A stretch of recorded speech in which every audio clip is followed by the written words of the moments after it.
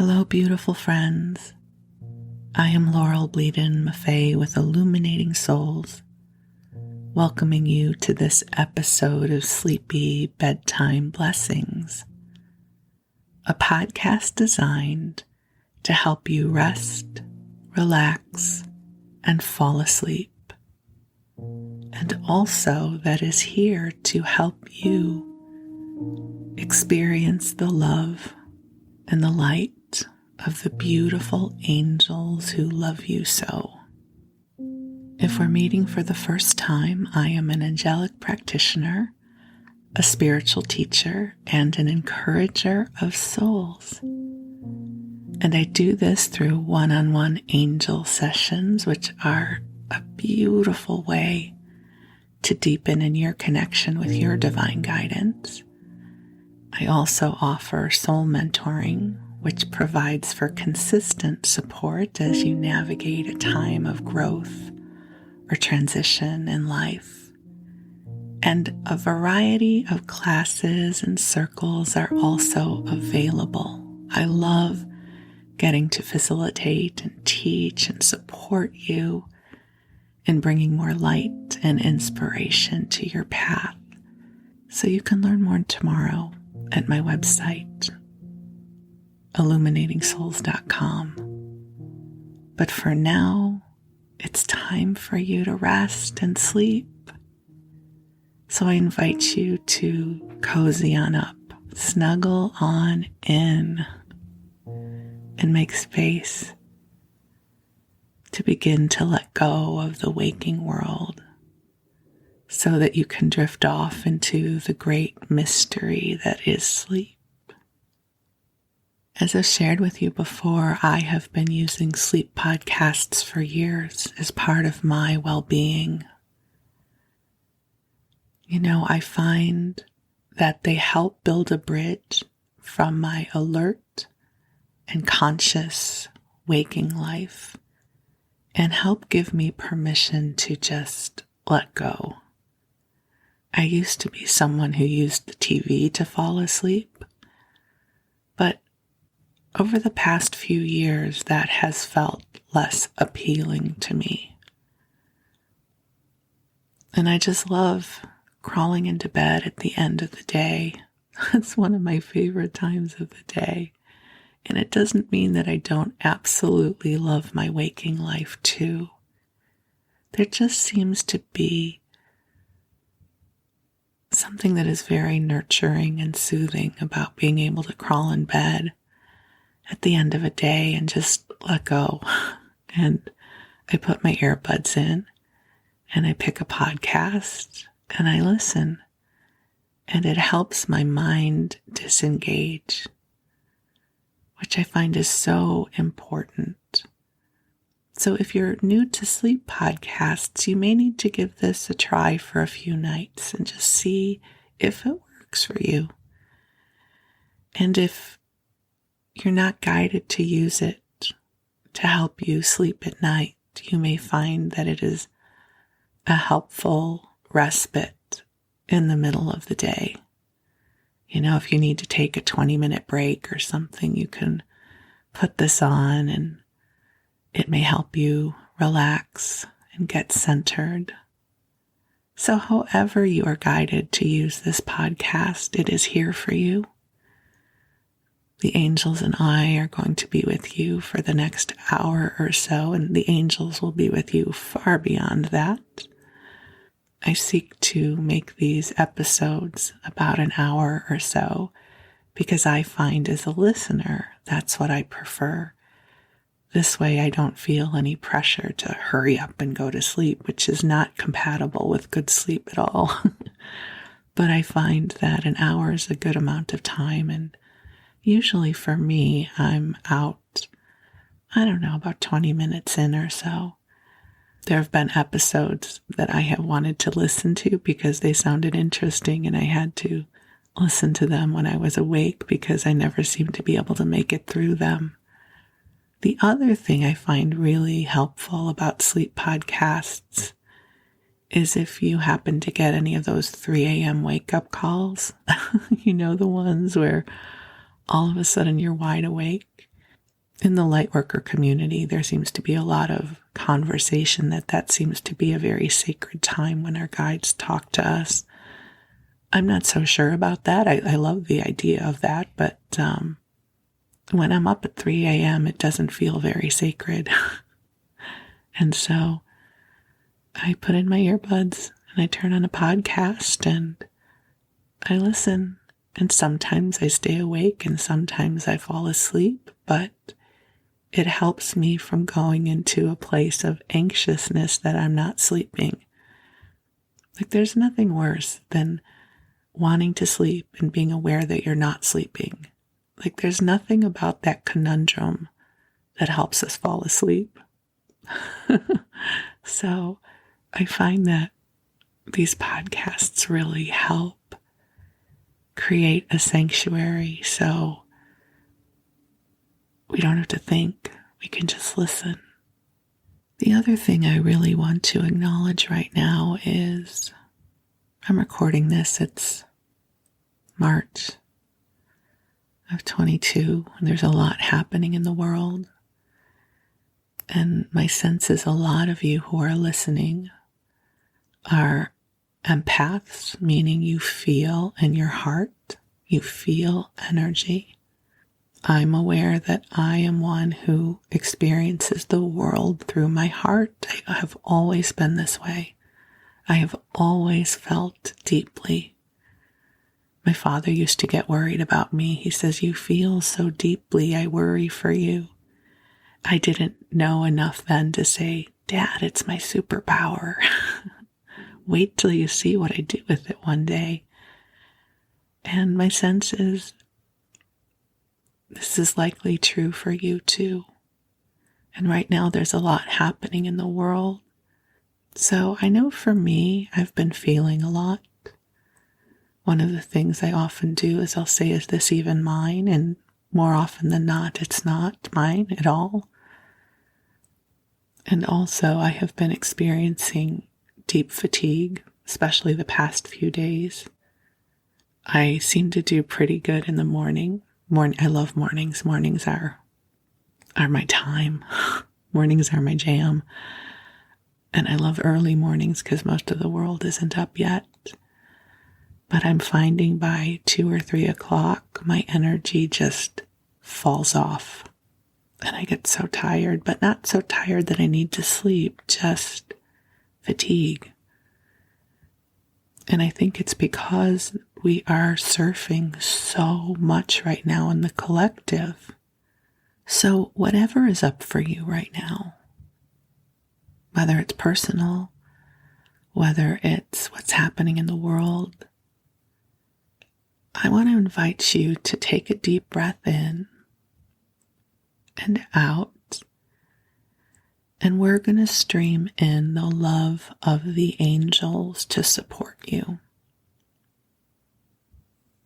If you're new to the world of angels, they are celestial beings, divine messengers of God who embody unconditional divine love.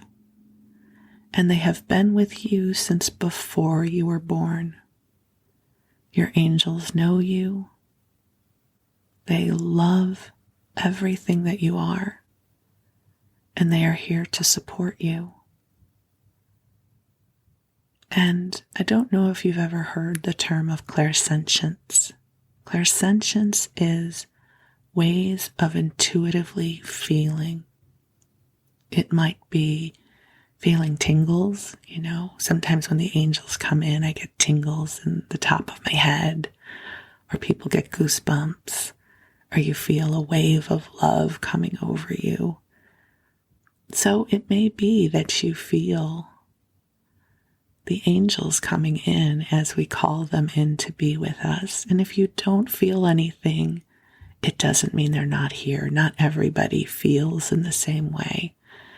Another beautiful way to connect is to imagine, using your imagination center as a gateway to connect with the angels, because where our imagination center is overlaps with the intuitive divine center where we receive our divine guidance. So I'm going to call in the angels, even though they're already here. So beautiful angels on high, we ask that you join us here. And we ask that you help each of the beloveds here know that they are loved and supported in this moment of time. Angels, we ask that you clear any fear, any worry, any burdens that we need not carry, that you clear these through the heart of God. And angels, please bring healing to any parts of our heart or consciousness that is feeling sorrow or upset. Just bringing healing and light to the circumstances. And angels, please bring blessings of comfort and love to any parts of our hearts that are feeling distressed. Just surrounding us with love, knowing that we are not traveling this path alone because where we are, God is. And that the divine love of God is helping to carry us forward. Angels, please fill the spaces we are in with beautiful divine light that brings healing and love to everything it touches, so that not only do we receive it, but everything that surrounds us receives it too. May this love ripple into the world far beyond what we can imagine. May this light and love bring comfort to those who need it. May grace find each one of us on our path, and may we have the resourcefulness to ripple this grace far beyond what we can imagine too. Thank you, angels, for allowing us to participate in this beautiful wave of light. Take a deep breath in, my friends, and let it out. And know that you are a beloved of God. You are a beautiful soul who is incarnated into this time and place to help amplify the frequency of loving here in this world. And it's not that you need to live a big, famous life to do that. You do this through ordinary moments that you may not even know happened. A moment of kindness as you do your marketing. A moment of gentleness that you show to another. The way you take care of the animals in your neighborhood. In 1,000 different ways, you bring more love into this world. And the angels and I are so deeply grateful for you. And with your permission, while you sleep tonight, the angels will help to clear your energy field of anything that no longer serves you. You know, we all have those narratives in our consciousness that we sometimes hold tight to that don't serve us. You know, old beliefs and old paradigms, or an upset that we carry in our hearts about another. You know, stuff we really could be done with, but somehow it feels sticky and we have trouble letting go of it on our own. Well, if you're okay with it, the angels will help declutter a bit and help lift some of those more sticky old stories and experiences that you don't need to hold on to. You know, the things that come with moments you have had trouble just letting go of on your own. They'll help clear this out for you because it'll make space for you to experience more grace and more love. I think I shared this with you in another podcast episode. At the University of Santa Monica, where I received my degree in spiritual psychology, they teach a beautiful form of forgiveness, and they focus on self-forgiveness. That forgiveness isn't so much about having to forgive another for a transgression, but it's about forgiving ourselves for judgments we have placed upon ourselves or others. So they lead us through this beautiful process. And it starts off with the words, I forgive myself for judging myself as, and then you fill in the blank. So I forgive myself for judging myself as unworthy of love. I forgive myself for judging myself as not doing enough. I forgive myself for judging myself as a disappointment. I forgive myself for judging myself as unworthy of great love. I forgive myself for judging myself, and then you just fill in whatever judgments you're placing upon yourself. And one of the powerful concepts that has really helped me, especially when I combine the angels and this concept of forgiveness, is to give the angels permission and to ask them to bring to me a wave of forgiveness across time and space, and not needing to know what is up for forgiveness. And I find this to be so helpful when I feel stuck in something.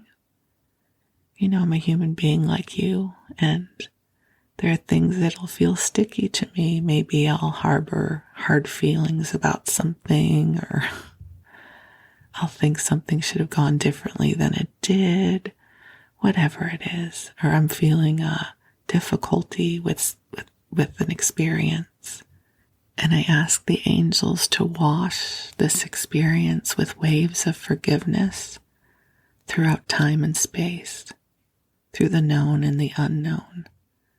Because I may not even know where the roots of whatever this is lies. And so I just ask for the blessings of forgiveness across time and space in service to the highest and best good. It's a powerful experience.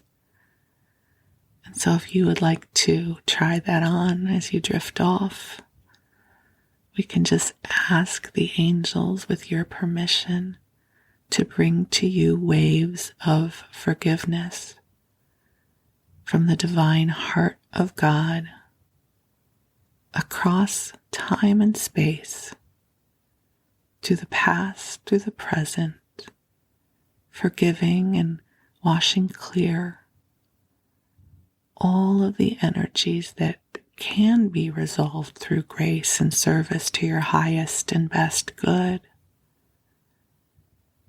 It also helps to contemplate this for those of you who resonate with working with the Christed light. It's a version of bringing the Christed light in, bringing the eternal flame in to clear the energies so that they can be transformed into higher frequencies of light it helps to lift our light bodies and energy bodies. So what are you willing to let go of? How's that for a big question?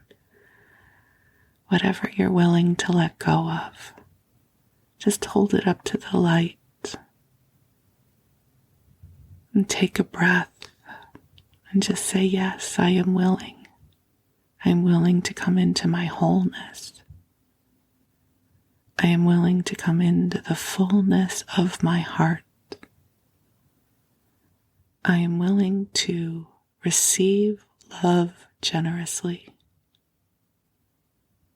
I am willing to come into the brightness of my spirit and just let the divine light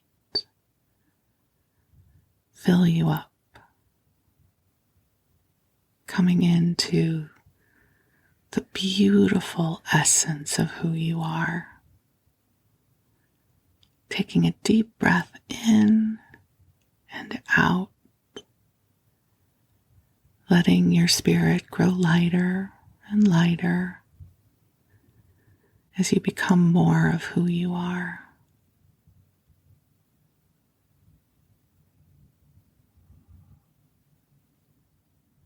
So take a deep breath in and release, giving yourself permission to drift off into the beautiful mystery of sleep, knowing that your angels will be watching over you. And I'm going to read to you for a little bit. And I thought we could explore some of the history of Hollywood together.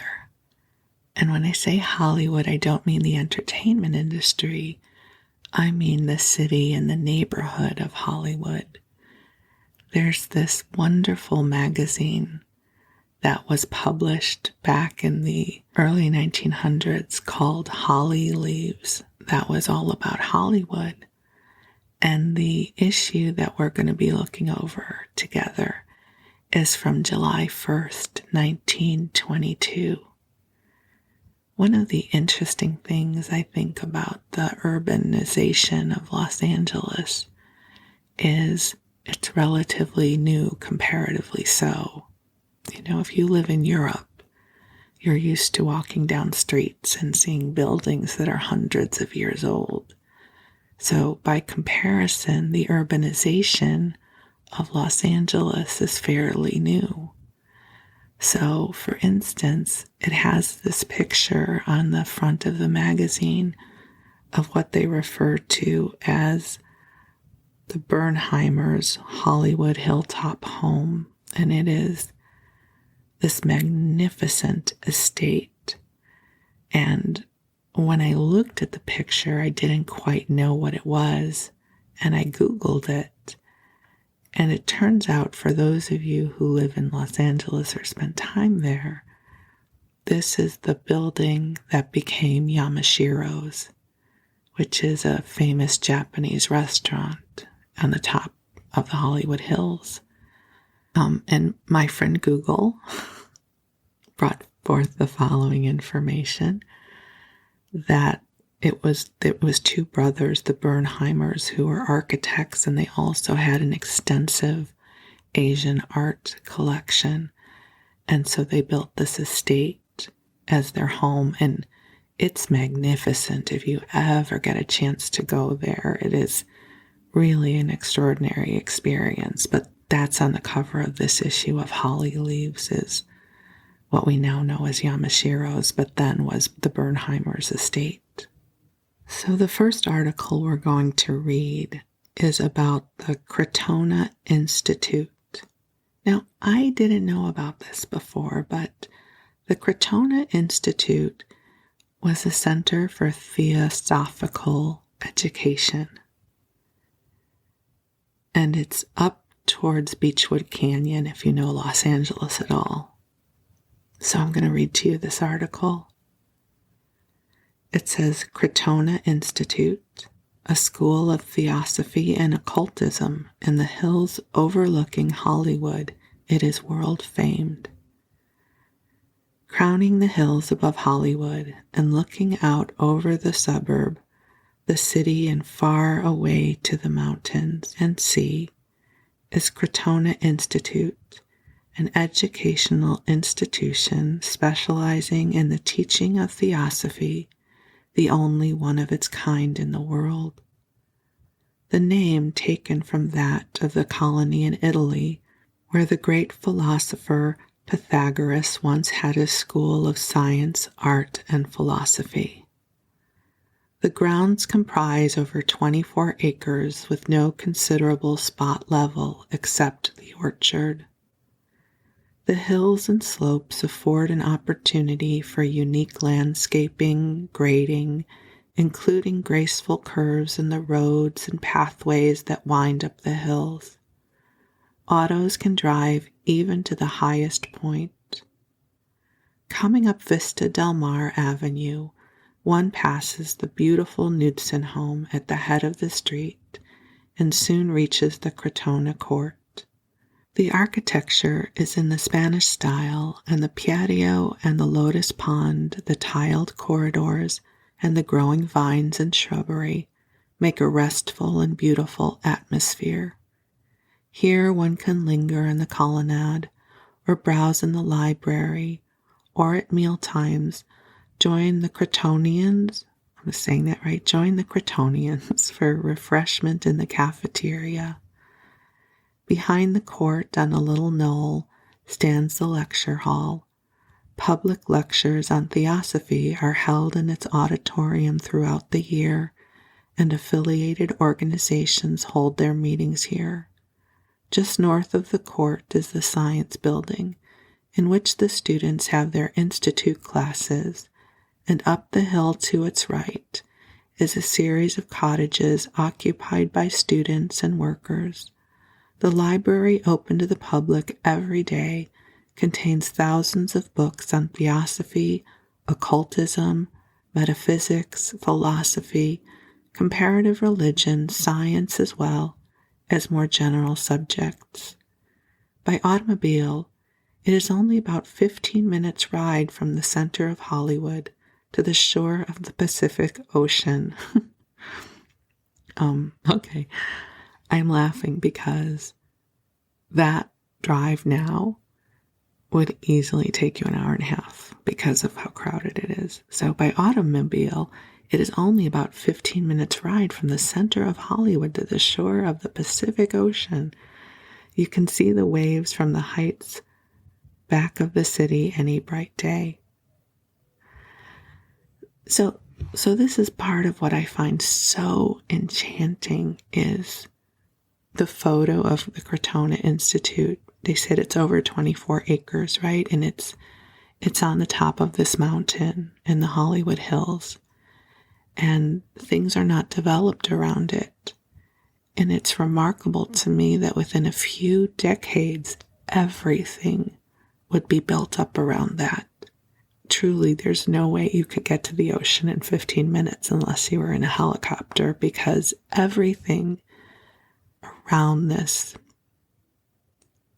and to the east of it and the west of it has been built up in such a relatively short period of time. And I looked this up. I had never heard of this before. I mean, does this not sound like a place that is designed for me and maybe you too? Right? Oh my God. Yeah, let's go to the Hollywood Hills and study theosophy. I mean, how amazing would that be? That just had my name written all over it. I don't know about you. And I wondered what happened to it. So at some point, they sold the buildings and the land because I'm sure it became incredibly valuable. And they relocated up to Ojai, which is west and north. So it's on the way up to Santa Barbara. And apparently part of this, of the Crotona Institute, became apartment buildings. Kind of groovy apartment buildings. Again, my friend Google told me this. So if you Google Crotona, which is spelled Krotona, Hollywood apartments, you'll find all kinds of stories about it. So I thought that was kind of interesting. And then wouldn't you know, right there is a little ad for Laurel Cafeteria. I would have for sure had to eat there. At 6616 Hollywood Boulevard. It specializes in home cooking by women cooks. I wonder why that's important. Do you think that it's because it's it's like home cooking? Home cooking by women cooks. Clean, wholesome food. Okay, so that's interesting. The other article I thought would be fascinating to share with you is about the Hollywood Bowl. The Hollywood Bowl is such a cool experience. I think even if you're not in the U.S., you have probably heard of it before. It's pretty famous.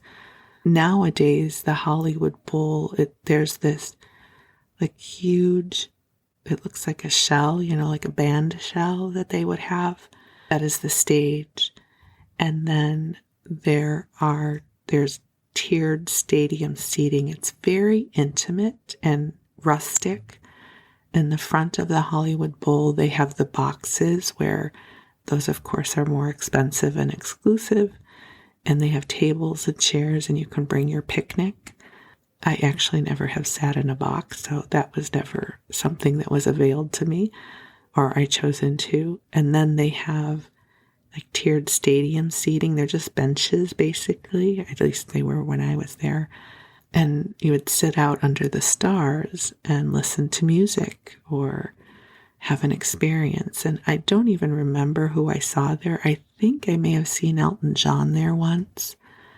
And I may have seen James Taylor, and I've seen orchestras. And it was always just a lovely evening to get to go to the Hollywood Bowl. But this is Hollywood Bowl in July of 1922.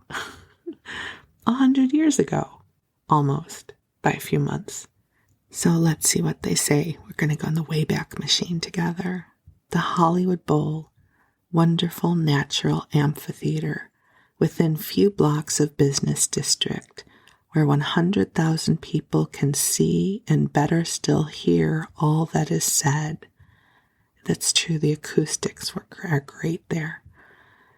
One of Hollywood's greatest community assets, perhaps the very greatest, is a gift of nature, the bowl. Nestling in the lower reaches of the foothills and only a few minutes from the heart of the business district, accessible by streetcar and automobile, and to the pedestrian, is one of the finest natural amphitheaters in the world, where 35,000 seats have already been installed, and where the audience capacity of the hillside is practically unlimited. It is estimated that 100,000 people can easily be cared for here, and so perfect are the acoustics that a word spoken in an ordinary tone of voice or the softest strains of music can be heard to the farthermost and uppermost rim. The entrance is through a picturesque canyon which extends far into the hills, and the entire mountain property of about 70 acres, with the bowl in the center, is owned by the Community Park and Art Association, formed for the purpose. The money is being raised largely by popular subscription with the aid of a few large donations. The price paid was $65,000, but the property is easily worth twice that amount, and has been held for this public use through the generosity of its former owners, Mrs. Christine Wetherill Stevenson and Mrs. Marie Rankin Clark. And then they go to list the officers of the association, which I'm going to skip over because I will likely not pronounce their names correctly. The possibilities of the bowl have long been realized, but it is only during the last 2 years that it has been made available for the community. The Easter sunrise service has been held there twice, with the Los Angeles Philharmonic Orchestra, nearly 100 strong, directed by Walter Henry Rothwell, I wonder if that should be Walter, but it just says Water Henry Rothwell, and donated for the occasion by W.A. Clark Jr. to furnish the music. It looks like it says leading local divines have conducted the religious service. The crowds present have been estimated from 20,000 to 30,000 people, all of whom had to arise long before the daylight to be on hand at opening just as the first rays of the Easter sun shoot across the eastern hills. These occasions have been of great inspiration and seem a fitting yearly climax to the religious life of the community. The services are sponsored by the Hollywood Community Chorus, of which Mrs. J.J. Carter is president, and Hugo Kirchhoffer, I hope I'm pronouncing that close to right, Hugo Kirchhoffer, director, and a big feature is the singing of the Easter hymns by the people en masse and by the Hollywood Children's Chorus, arranged in a cross of white on the hillside. Another event held in the bowl last year, and to be an annual feature hereafter, is the Christmas Eve service, with the singing of the carols and with the illumination of the community Christmas tree, a living tree, planted at the suggestion of Carrie Jacobs Bond, with the appropriate ceremony and destined to grow to be a stately ornament and emblem in the bowl. This event is also sponsored by the Community Chorus, which from the first has been active in the success of the bowl project. Indeed, so persistent has Mrs. Carter, the chorus president, been in her support of the bowl enterprise that she has become known in Hollywood as the Bowl Lady. And then there is a picture here of the sunrise service for Easter. It's really interesting. You see lots of people just sitting on the grass because this is probably before a lot of the seats were installed. And the shell doesn't exist, the band shell that, I don't know, I'm probably calling it the wrong thing, but that doesn't exist yet. There's just a stage. And I have to say, being somebody who's gotten to go to the Hollywood Bowl, it's so interesting to see where it started. I'm so glad somebody had the vision of keeping it for this use and not developing it into houses. And since we're talking about different Hollywood landmarks, how about if we talk about Griffith Park? So, Griffith Park is on the eastern part of Hollywood, up in the hills, and there is the Griffith Park Observatory, which is very famous. But this is, again, early days of Griffith Park. This would be 100 years ago. So it starts with a picture of a very rural looking, a glimpse of Griffith Park, head of Vermont Canyon, showing picnic grounds, the site of proposed Greek theater, another great theater that is outdoors in Los Angeles, provided for in will of Colonel Griffith J. Griffith. I didn't know somebody donated that for that. Look at all this that we're learning together. So it starts with a headline that says Splendid Griffith Park, Mountain Recreation and Pleasure Reservation, contains 3,050 acres, including Mount Hollywood, 1,657 feet high. Along its north side, Hollywood is built up against a mass of billowy mountains, part of the Santa Monica Range, which extends from the Los Angeles River on the east to the Pacific Ocean on the west. Its eastern point includes Griffith Park, which borders Hollywood on the north and east and contains 3,050 acres or 4.77 square miles. Its surface is fluted and furrowed with elevations, canyons, ravines, and peaks.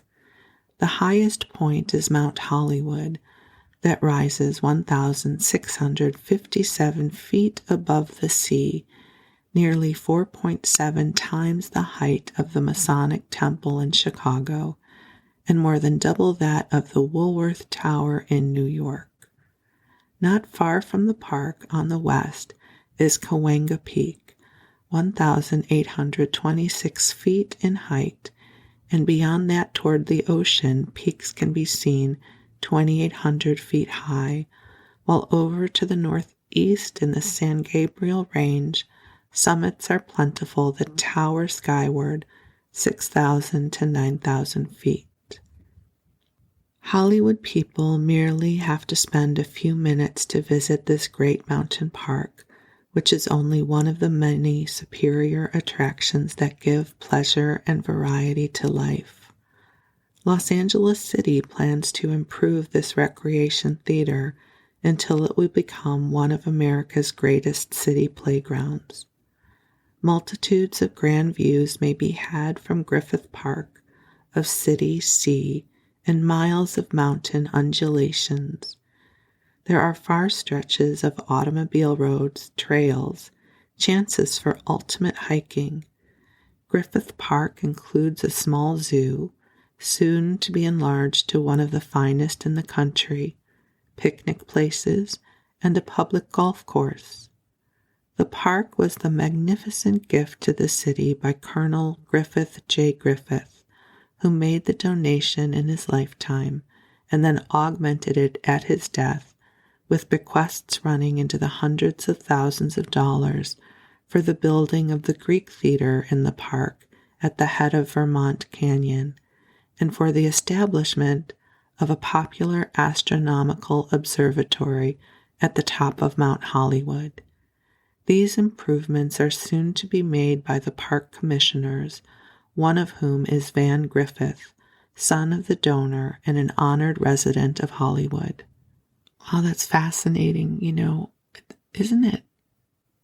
And there's a part of me that is so grateful that people were able to be philanthropic with their wealth and donate great expanses of land for these purposes.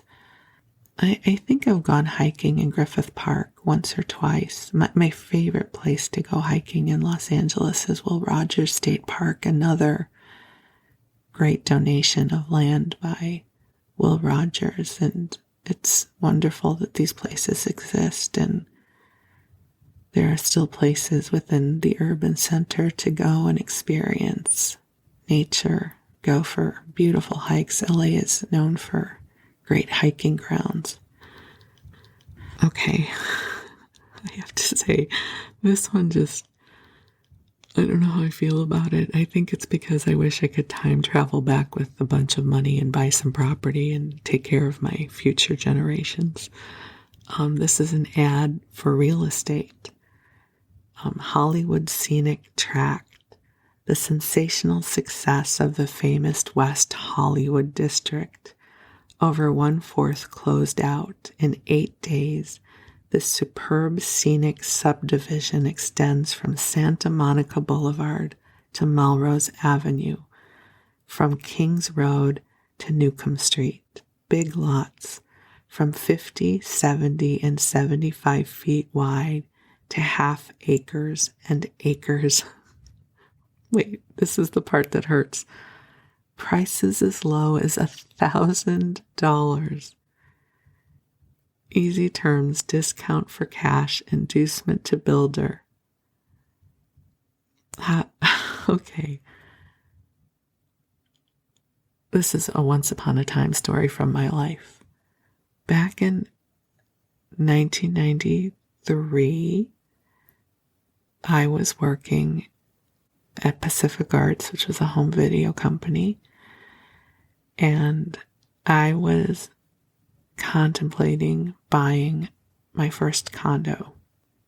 As long as I lived in Los Angeles, property was always exorbitantly expensive. No matter how much I earned, it wasn't enough. And this condo was a tiny 1-bedroom. And when I say tiny, I don't think it could have been more than 500 square feet. I mean, it was really small. I know in some places in the world that's not considered small, but here in this area it is. It was going to be $85,000. which I'm sure now this condo would be $400,000, right? Or $500,000. So prices have really been crazy. But $85,000, and it was on Kings Road. I mean, this whole area, Kings Road, from Santa Monica to Melrose, is such expensive real estate now. So if anybody gets that whole time travel thing going, that it's reliable, let me know. Maybe we can put our coin together and just buy a couple of nice lots there and hang out. And back in the day, the Bodhi Tree bookstore was near there as well. It's not there anymore, but it was a great metaphysical bookstore. Ay, $1,000. Yeah, I'll take a couple. Sign me up. Sign me up for 4 or 5 of them. That'd be great. But alas, there is no time travel like that. So, okay, well, there you go. Let's see what else I can find. This is a beautiful apartment building. They don't say how much it is, but it's a 4-family flat building at Crescent and Sunset, which I know where that is as well. Beautiful old apartments that I know are not there anymore. Nothing looks like that there. There's also ads for pianos and other kinds of real estate. Let's see if I can find anything else interesting to share with you. And then I skipped ahead to another issue that's a few weeks later, but still July of 22. And there's an article that says the department store era. Hollywood is about to enter a new era in its retail merchandising career. The era of the department store, the Cromwell Robertson Swift store at Hollywood Boulevard and McCadden Place, will be ready for its opening in a few weeks under the management of men long and successfully experienced in the business, and the new Broadway store at Hollywood Boulevard and Vine Street. It promises to be ready for the first of the year, directed by men who are already famed as retail leaders in Southern California. These big mercantile institutions, equipped to match the Los Angeles stores in both buying and selling, will be the very foundation of the new trade in Hollywood day that is coming. For after all, it is not community loyalty or local pride that is going to hold business in Hollywood, but price and service. I just thought it was interesting they were talking about Hollywood and Vine, which of course is very famous now. And there's been a lot of articles in the past 2 issues here about a performance of Carmen at the Hollywood Bowl that people are very excited about. It says Carmen in the Bowl last Saturday night, one of the greatest opera performances in all of history. Like some famous artist's colorful masterpiece suddenly become animate, with the canvas figures transformed into living, breathing actors and actresses, was the spectacle which first greeted the immense throng in the Hollywood Bowl last Saturday night, when one of the greatest productions of the opera Carmen and one of the 2 greatest outdoor productions of grand opera ever given was staged. When the curtains rolled back, it was a picture which made the thousands assembled exclaim in surprised admiration and enthusiasm, which found expression in hearty applause.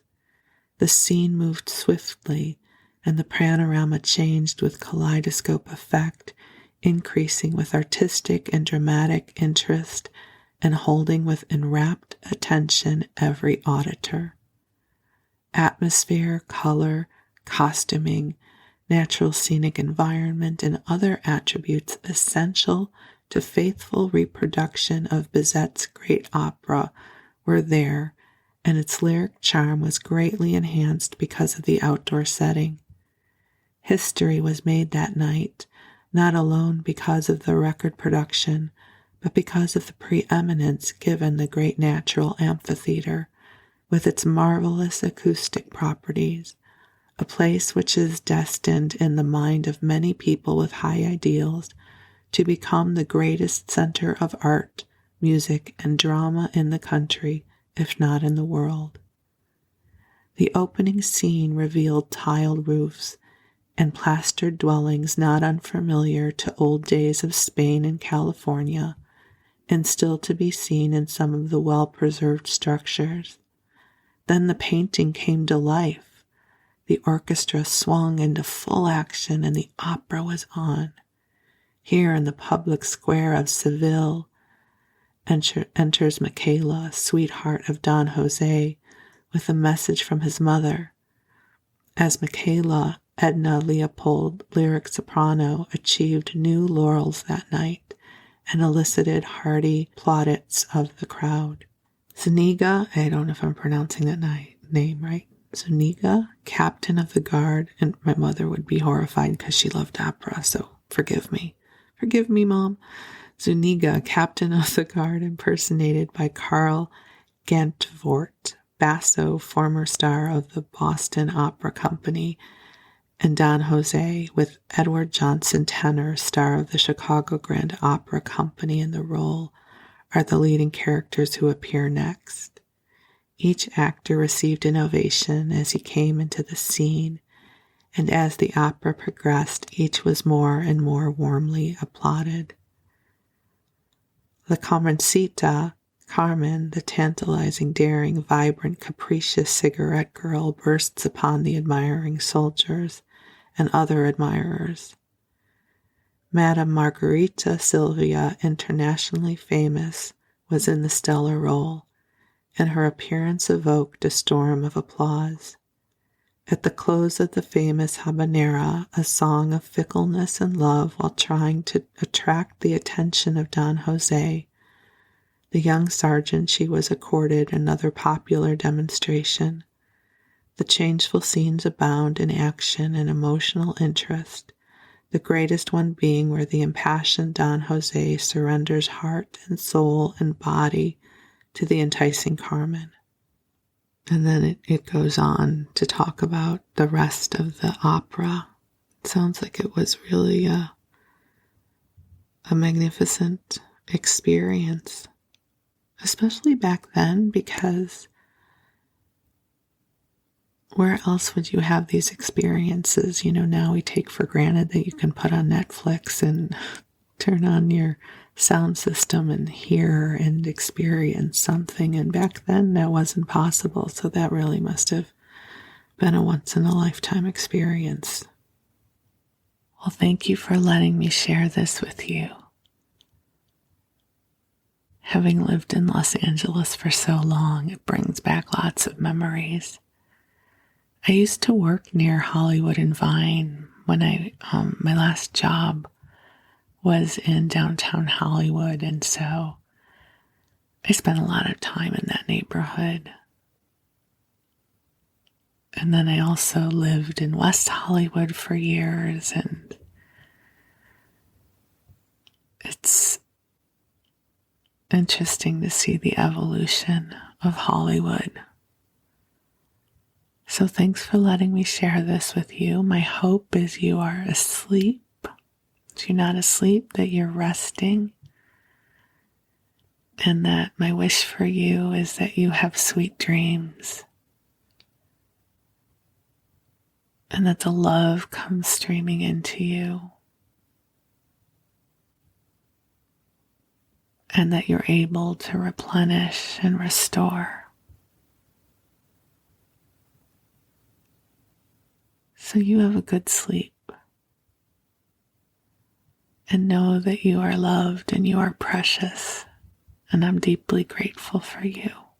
We'll talk again soon. Good night.